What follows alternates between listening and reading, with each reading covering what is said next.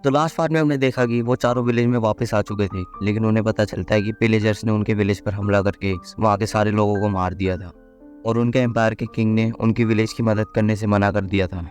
और फिर वो चारों किंग के कासल की तरफ जाने लगते हैं और वो चारों काफ़ी ज़्यादा गुस्से में थे क्योंकि स्टीव अपने भाई को पहले ही खो चुका था और अब उसकी विलेज भी तबाह हो चुकी थी और मैक्स और एंडी के परिवार वाले भी मारे जा चुके थे।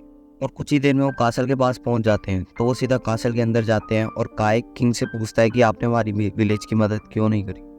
तो वो किंग कहता है कि तुम्हारे विलेज से हमारा कोई फ़ायदा नहीं हो रहा था और ना वहाँ के लोग ज़्यादा ताकतवर बन सकते हैं, इसलिए उस विलेज के लोगों की जान की कीमत कुछ नहीं है, इसलिए मैंने तुम्हारे विलेज के लोगों की मदद नहीं करी।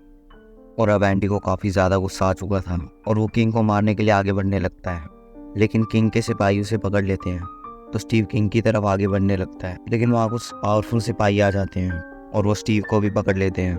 तो किंग अपने कुछ ताकतवर सिपाहियों को कहता है कि इन चारों को पकड़कर प्रिजन में डाल दो। तो उसके सिपाही उन चारों को पकड़कर प्रिजन में डाल देते हैं। प्रिजन के बाहर एक सिपाही खड़ा होता है, वो इन चारों से कहता है कि इस किंग से कहकर कुछ फ़ायदा नहीं है, ये उन पिलेजर्स के साथ मिला हुआ है। और फिर वो कहता है कि मैं दरवाज़ा खोल रहा हूँ, तुम सब यहाँ से भाग जाना। और फिर वो प्रिजन का दरवाज़ा खोल देता है और फिर वो चारों उस सिपाही को शुक्रिया कहते हैं और वो कहते हैं कि हम तुम्हारा ये एहसान कभी नहीं भूलेंगे।